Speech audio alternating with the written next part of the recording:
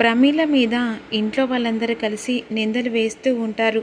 రుద్ర వచ్చి ప్రమీల ఎలాంటి పొరపాటు చేయలేదు, అతను జస్ట్ సూపర్వైజర్గా మాత్రమే అతను అన్నీ చూసుకుంటున్నాడు అని అంటుండగా, నువ్వు కార్తీక్కు వత్తాసు పలుకుతున్నావా అని చెప్పేసి వీరు అంటాడు. నేను ఎవరికి వత్తాసు పలకడం లేదు, ఉన్న నిజం చెప్తున్నాను. అయినా బొట్టు పెట్టిన తర్వాత అలా అంత జాగ్రత్తగా ఊదడం ఏంటో మరి విడ్డూరంగా ఉంది కాక అనే విధంగా అంటుండగా, అసలు ఏం చెప్పాలి, ఏం చెప్తే మీరు అర్థం చేసుకుంటారు అని ప్రమీల అంటుంది. నువ్వు చెప్పడానికి దారి వెతుక్కుంటున్నావా, తప్పించుకునడానికి దారి వెతుక్కుంటున్నావా అని ఇషిక అంటుంది. ఏం తెలుసు అని చెప్పేసి ప్రమీల మీద నిందలు వేస్తున్న ఇషిక అనే విధంగా రుద్ర అంటూ ఉంటాడు. కళ్ళు అసలు ఆ కండ్లకు ఏమైతే నాకేంటి అత్తయ్యగారు, ఇంకొకసారి ఆ కండ్ల గురించి మీరు ఇష్టం ఉన్నట్టు మాట్లాడితే నేను చూస్తూ ఊరుకోను.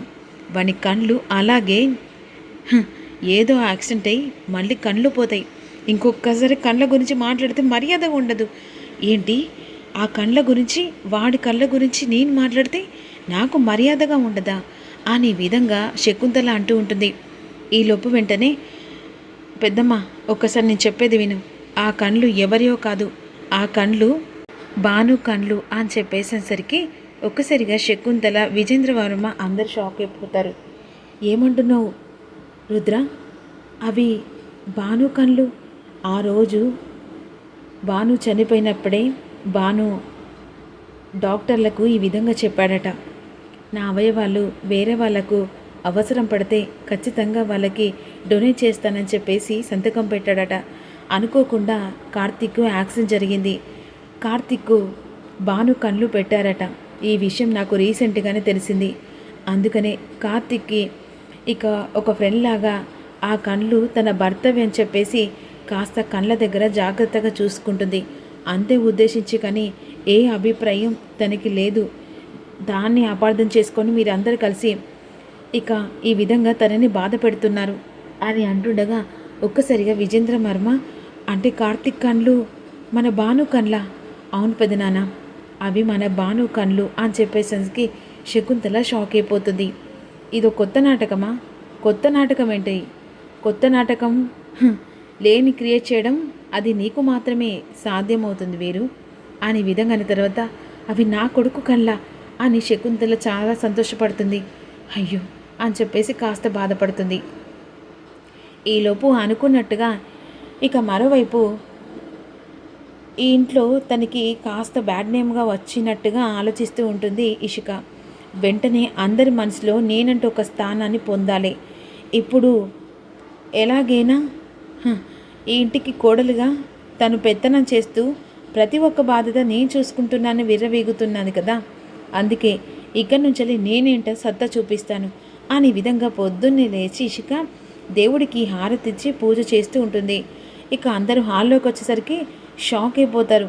ఇషిక లేవడం ఏంటి, అసలు పూజ చేయడం ఏంటి అనే విధంగా అందరూ హారతి తీసుకుంటూ ఉంటారు. ఇక వాళ్ళ మనసులో కోరిక కోరమని చెప్పేసి దేవుడికి ప్రార్థించమని చెప్పేసి ఇషిక అంటూ ఉంటుంది.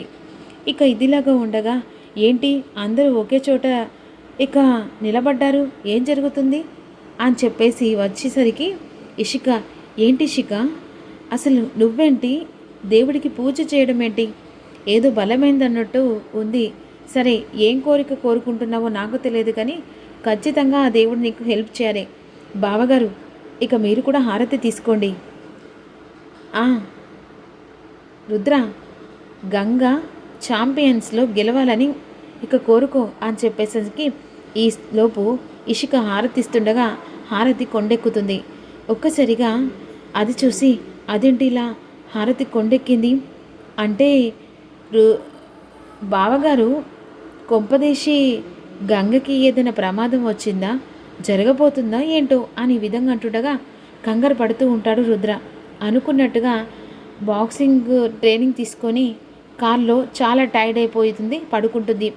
అలా కారు వస్తుండగా ఎదురుగా ఇక పెద్ద వ్యాన్ వస్తూ ఉంటుంది, డీసీఎం లాగా ఉంటుందన్నమాట. ఆ వెంటనే అదే సమయానికి అది వచ్చి ఇక అదే సమయంలో తను కారులో రిలాక్స్ అవుతుంటుంది. ఒక్కసారిగా డాష్ కొడుతుంది. మరి గంగకు యాక్సిడెంట్ జరుగుతుందా అనేది అప్కమింగ్లో తెలుసుకుందాం. Don't miss you. చిన్న లైక్ చేయండి.